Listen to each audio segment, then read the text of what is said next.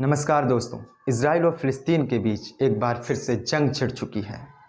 7 अक्टूबर सुबह 6:30 बजे जब ज़्यादातर इजराइल के लोग अपने घरों में सो रहे थे, तभी अचानक से एयर रेड सायरन बजने लगते हैं पूरे देश में।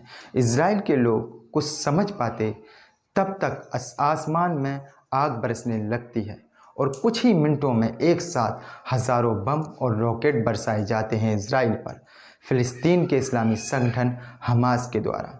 सैकड़ों लोगों की मौत होती है और हज़ारों लोग घायल होते हैं इस हमले में। माना ये जा रहा है 1946 के बाद ये सबसे भीषण हमला है जिसमें भारी नुकसान हुआ है इजराइल को।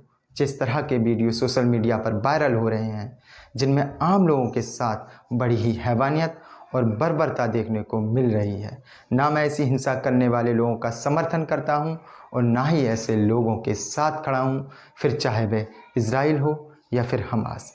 लेकिन जो लोग आज आई सपोर्ट इजराइल या फिर आई सपोर्ट हमास फ़िलिस्तीन करते दिखाई पड़ रहे हैं, मैं उन लोगों से पूछता हूं, क्या वे सच के साथ खड़े हैं? क्या वे इंसानियत के साथ खड़े हैं?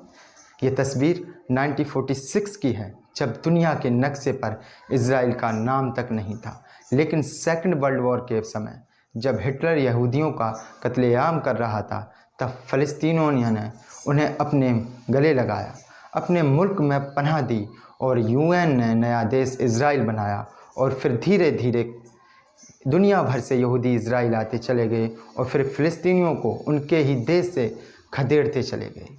2008 से लेकर 2020 तक लाखों फ़िलिस्तीनियों का कत्लेआम किया है इजराइल ने, एक छोटे से ज़मीन के टुकड़े के लिए, जो कि तीनों ही धर्म के लोगों के लिए बहुत ही महत्वपूर्ण है, जिसे अपनी जान से ज़्यादा कीमती समझते हैं यहूदी, ईसाई और मुस्लिम।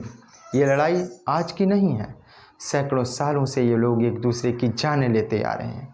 सदियों पीछे जब हम इतिहास में जाएंगे तो इस विवाद के इतिहास के हर एक पन्ने पर न जाने कितने मासूम और बेगुनाह लोगों के खून के छींटे दिखाई देंगे।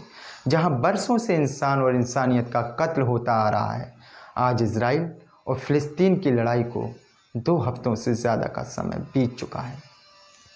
दोनों ही एक दूसरे पर बम रॉकेट बरसाए जा रहे हैं। तबाही और बर्बादी का ऐसा मंजर देखने को मिल रहा है जिसकी कल्पना ना तो इजराइल ने की थी और ना ही फ़िलिस्तीन ने।